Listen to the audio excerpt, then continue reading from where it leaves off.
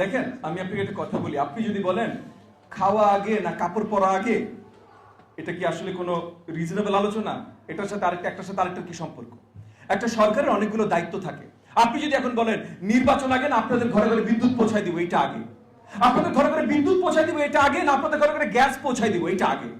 আপনাদের ঘরে ঘরে গ্যাস পৌঁছায় দিব, না রাস্তায় ট্রাফিক কন্ট্রোল করবে এটা আগে?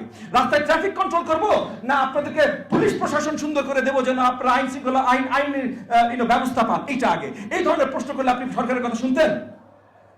আপনি মানতেন? তাহলে এই কথাটা কেন মেনে নেন? কিছু তরুণ এসে যারা দুনিয়া দেখে নাই, যারা জীবনে কোনো চাকরি করে নাই, ব্যবসা করে নাই, রাজনীতি করে নাই, কিচ্ছু করে নাই, আজকে একটা চাকরি চালাতে দিলে পারবে কিনা আপনি জানেন না, হয়তো পারবে কিন্তু আপনি জানেন না।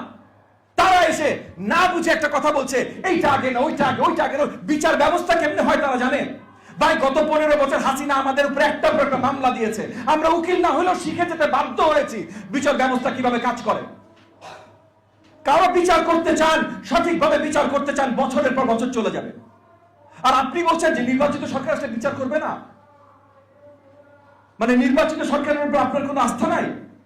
আর যেই মুহূর্তে আপনি বলবেন নির্বাচিত সরকারের উপর কোনো আস্থা নাই, সেই মুহূর্তে আপনি বলছেন যে বাংলাদেশের 18 কোটি জনগণ কাকে ভোট দিবে, তারা কি চায়, এইটার উপর আপনার কোনো আস্থা নাই। আর যেই মুহূর্তে আপনি বলবেন বাংলাদেশের 18 কোটি জনগণের উপর আস্থা নাই, সেই মুহূর্তে আপনার কোথাও বসা, দাঁড়ানো, কথা বলার কোনো অধিকার নাই। এইভাবে যারা কথা বলছে আমি পরিষ্কার তাদের বলে দিতে চাই যে বাংলাদেশের জনগণের হয়ে কিছু কথা বলার অধিকার তাদের নাই। এই অধিকার যদি অর্জন করতে চান, ভোট দেন, ভোট নিয়ে আসেন, তখন আপনি বলবেন আমরা চুপ করে শুনবো।